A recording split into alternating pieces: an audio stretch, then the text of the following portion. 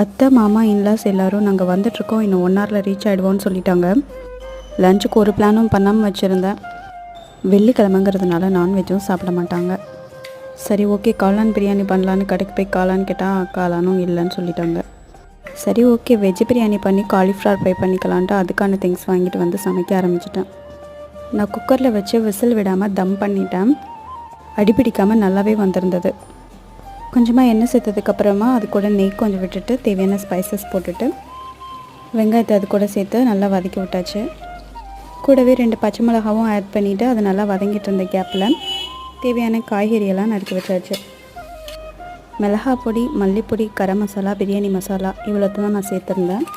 இந்த மசாலா நல்லா வதங்கினதுக்கப்புறமா தக்காளி ஆட் பண்ணிவிட்டு அது நல்லா வதங்கினதுக்கப்புறம் வெட்டி வச்சுருந்த காய்கறிகளை அது கூட சேர்த்துக்கிட்டேன். நான் கேரட், பீன்ஸ், உருளைக்கிழங்கு, பட்டாணி, காலிஃப்ளவர் இவ்வளோ தான் எடுத்துக்கிட்டேன். அது நல்லா வதங்கினதுக்கப்புறமா